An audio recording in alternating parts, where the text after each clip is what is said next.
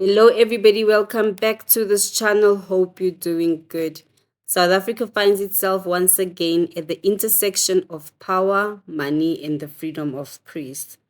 This time, the spotlight falls on businessman and philanthropist Collen Mashawana, who is waging an urgent legal battle against investigative journalist Pieter-Louis Myburgh and the publication Daily Maverick.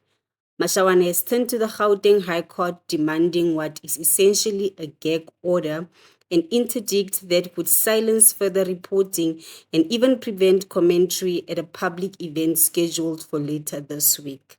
At the heart of this legal shutdown lies a fundamental question. Where does the right to protect one's reputation end, and where does press freedom begin? The dispute stems from a Daily Maverick expose titled Malaka's Mention, published earlier this month.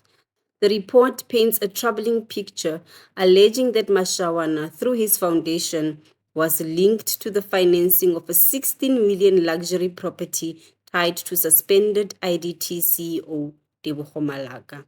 The article goes further, suggesting that Mashawana's foundation benefited from a 60 million expanded public works program contract, and that ordinary workers whose livelihoods depended on the program may have been shortchanged.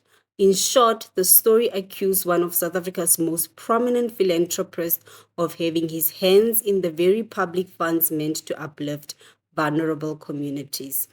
But Mashawana is not taking this lying down. In his court papers, he flatly denies every single allegation. He insists that neither he nor his foundation ever had any involvement with Malaka's private residence or with EPWP funding in question. He maintains that not a single cent, certainly not the 200,000 reported, was ever paid towards Malaka's property. Now, the businessman is asking the High Court to intervene. His urgent application, filed on August 21st under case number 2025-143908, seeks to block Daily Maverick and Myburgh from repeating or amplifying the allegations. Most notably, he wants the court to prevent them from discussing these claims at an upcoming public ticketed event on August 28th. This suggests Mashawana isn't just concerned about print or digital stories. He is worried about the power of live commentary and ripple effect it could have on public opinion. The urgency of this matter cannot be overstated. A hearing has been set for August 26th, where a judge will decide whether the allegations will continue circulating freely or whether they will be put on judicial pause. Mashawana urges that the damage is already being felt. He says the publication has cost him business partnerships, social standing, and support of his foundation's charitable work. He has gone so far as to demand a full retraction, an apology, and is preparing to pursue a defamation claim for damages. On the other hand, critics argue that gagging journalists sets a dangerous precedent. The allegations at play involve the use or misuse of public funds, a matter that unquestionably falls within public's right to know. For press freedom advocates, this case is bigger than Mashawana. It is a test of whether investigative reporting in South Africa can be silenced by the weight of legal action.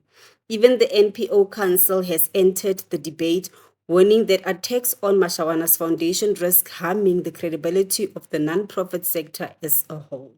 So, as the High Court prepares to hear arguments, the stakes extend far beyond individuals involved. Will the judiciary side with reputation, granting Mashawana the protection he seeks, or will it side with public interest, defending the watchdog role of investigative journalists? On the 26th of August, the country will get its first glimpse of the answer, and whichever way the gavel falls, this case will echo loudly in the corridors of both philanthropy and press freedom. Because at its core, this is not just about Collen Mashawana versus Pieter-Louis Myburgh.